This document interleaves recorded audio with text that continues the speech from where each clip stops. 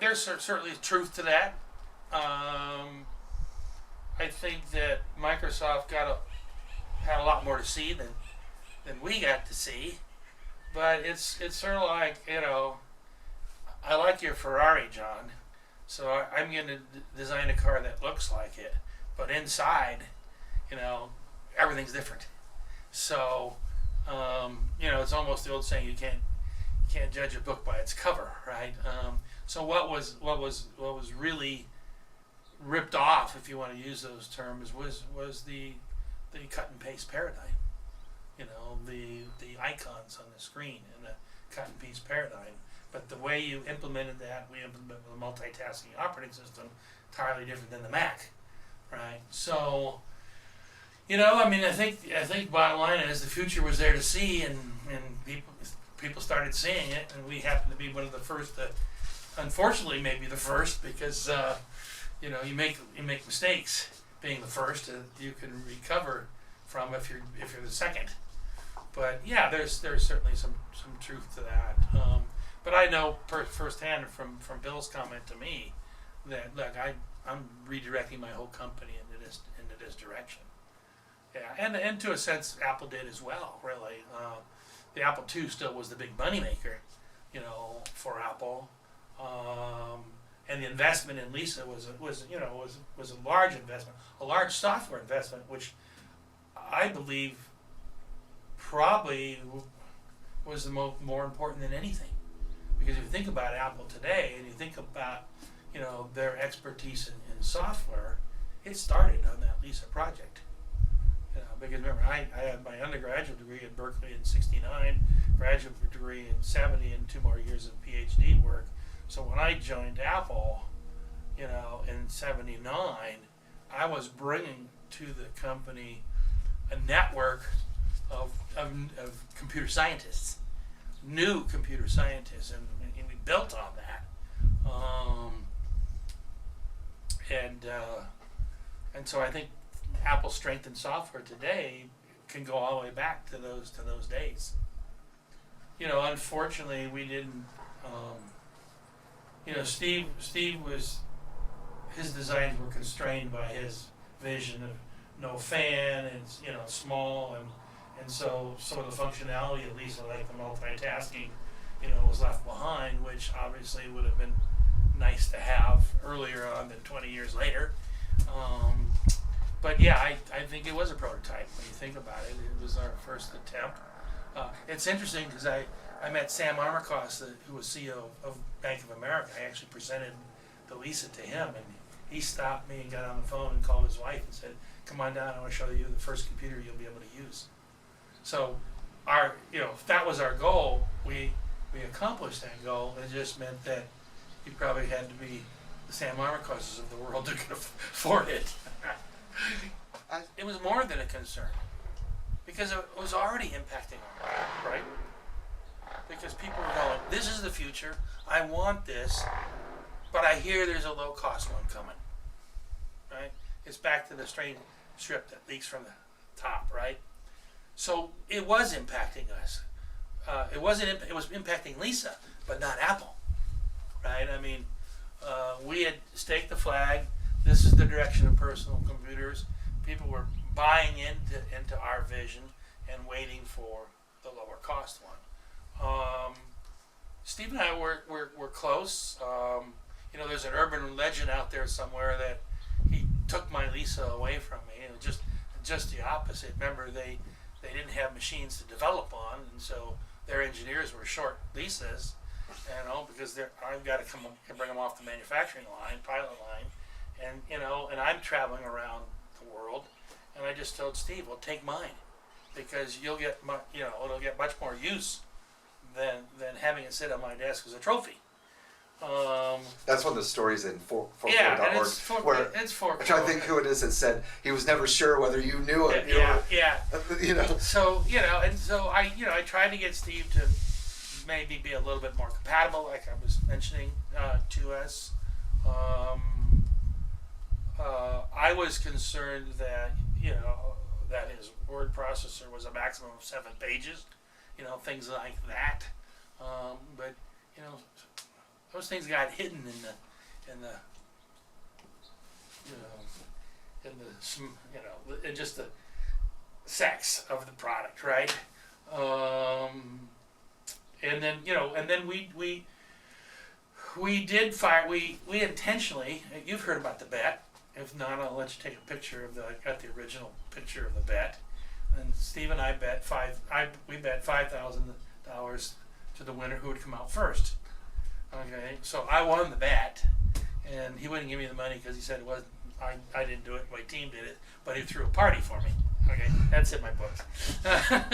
And so there was a richest guy at Apple. there was a rival, but it was almost intentional to spur on the engineers and the developers to work harder.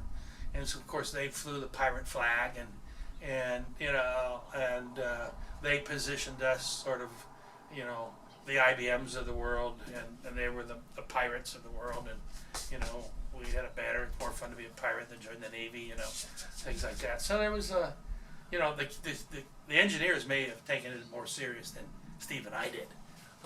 It was just a matter of, hey, we're trying to do something. I used to say, let's not argue about diamonds and emeralds when the world is coal. Let's get this out the door so that people can see it and we can impact the future. So I think you'll probably hear from some of the engineers who may have taken it more serious than Steve and I. It's I don't know. It's kind of like lipstick on a pig. I mean, it had more power, obviously, which Mac needed at the time. I was actually kind of glad to see the two coming more closer together, right, to get in a common division, if you will. And that was called ultimately well, they changed it by that the time. 32-bit Office, right, or the Microsoft Excel, yeah. And they started kind of merging. I was gone by then, so I didn't know much about so it was that. canceled after you left. Yeah, it was canceled after I left. I mean, we sold, I don't know, 53,000 or something like that, and then of course you had the lower cost coming up, and it made a lot of sense because let's put the effort into the low cost one to bring it up. Which that's interesting because that parallels at least somewhat the whole Osborne famous story. You're familiar with that one? Where the Osborne 1 was a big seller, right, in 1981, and then they pre-announced the Vixen or something, and it just killed all the Osborne 1 sales. And then they went bankrupt. They couldn't get the other one done in time. You see the lease and you go, I want that machine. I can't afford it, but I hear that Apple has a low-cost one, so I'm holding on to my money until that one comes out, So, like I said, maybe Lisa lost in that process, but Apple won in the process. I left Apple for personal reasons.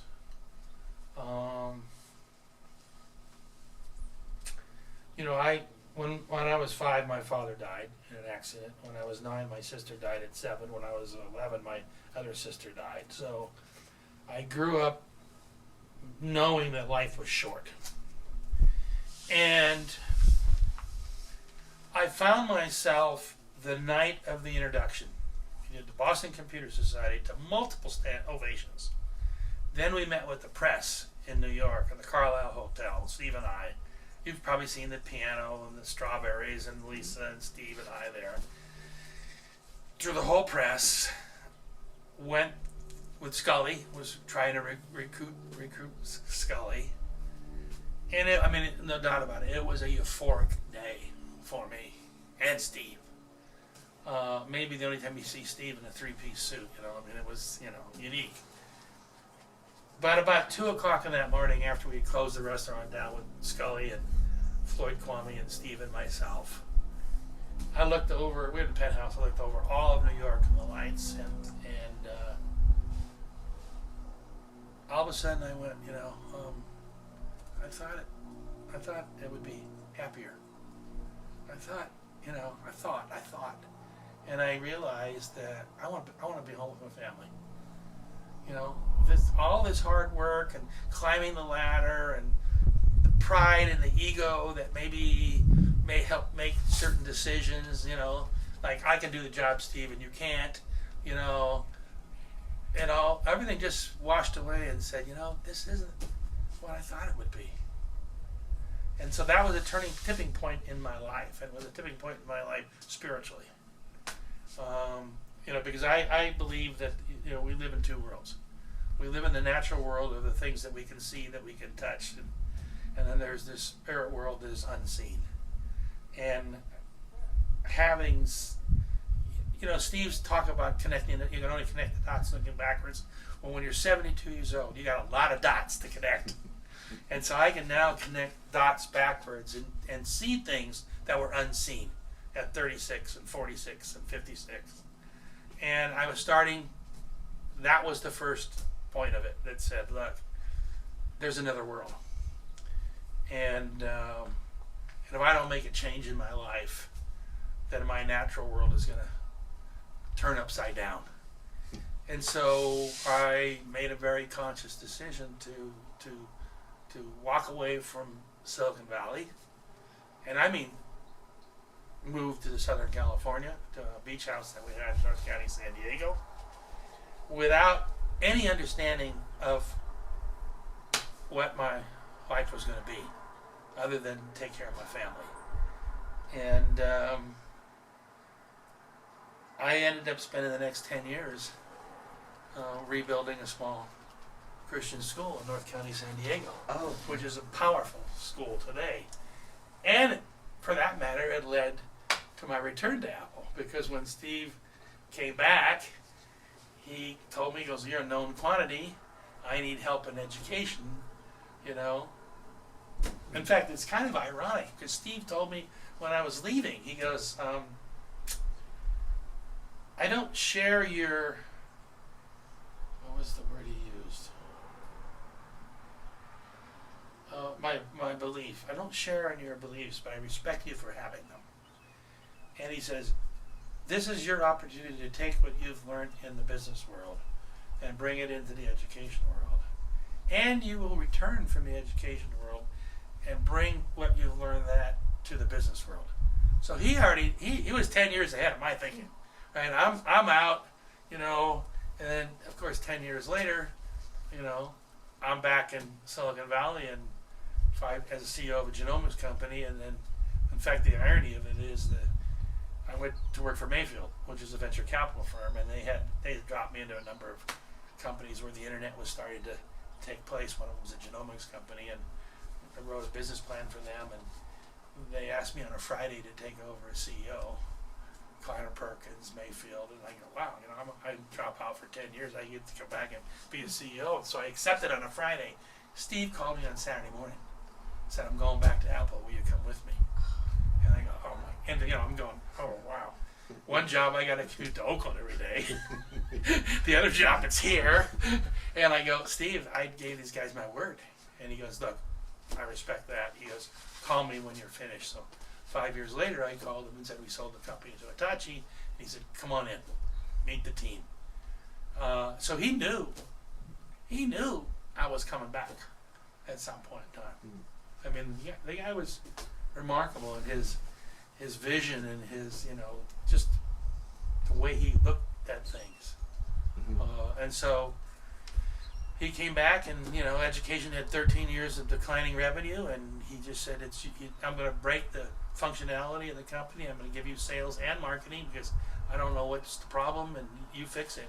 And we built it to almost a $10 billion corporation over the next 10 years. And what year was that when you came back? 2002.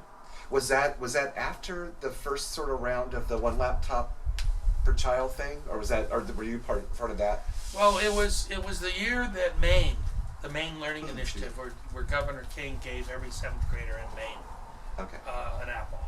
That was before Nicholas's stuff. Okay. Because I saw that one laptop in, where was I?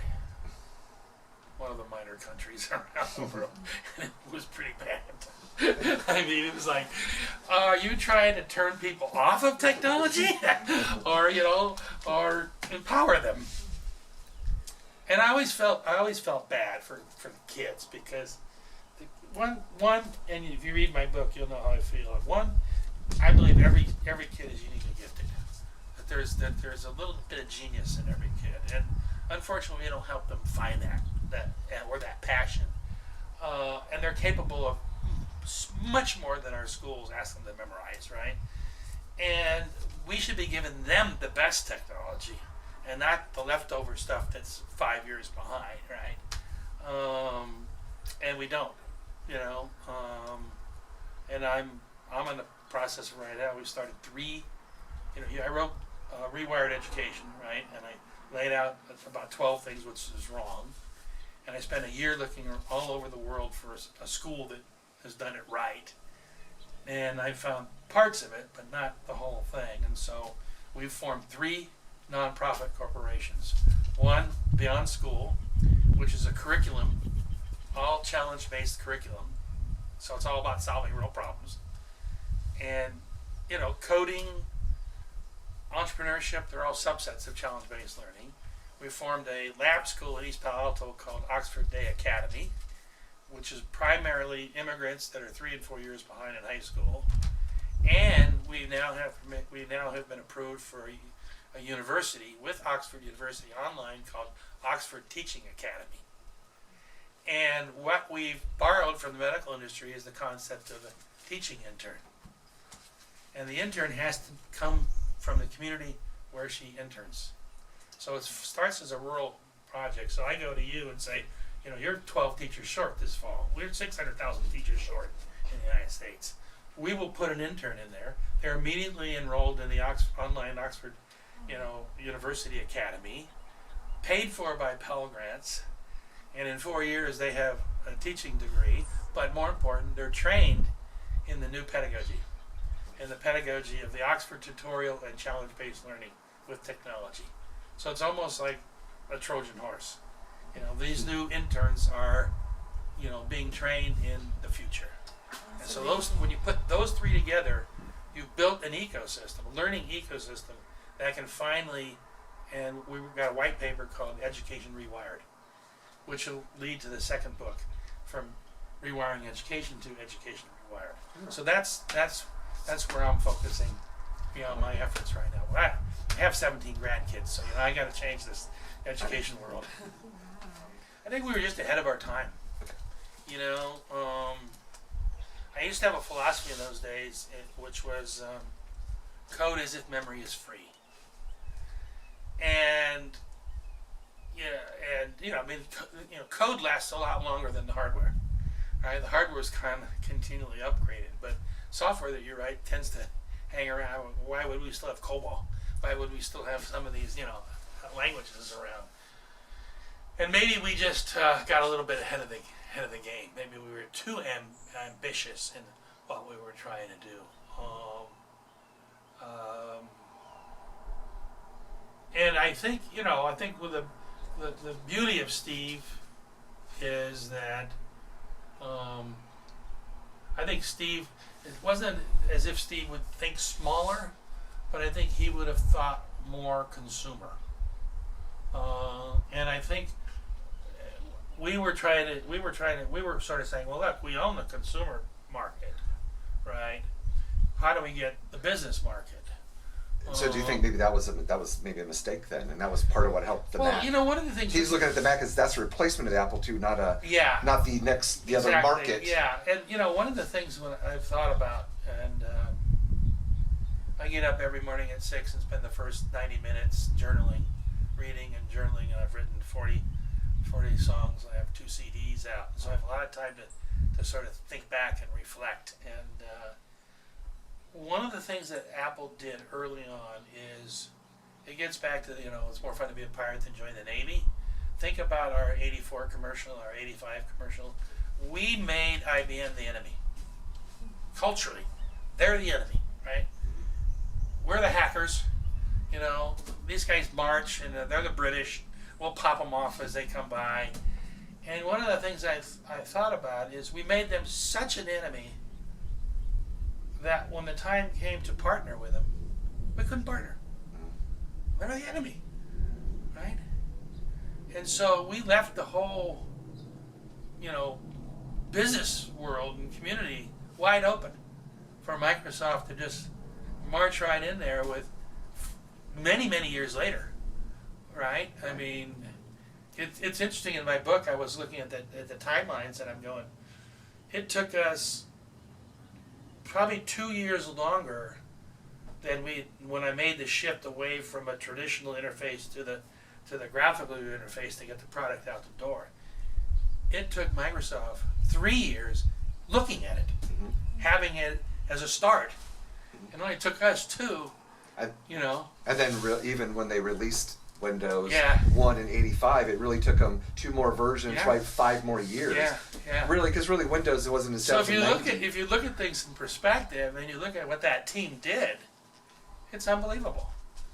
And like I said, if we had been part of IBM, you know, they had the sales force, they had everything, they had the infrastructure in place to handle that product.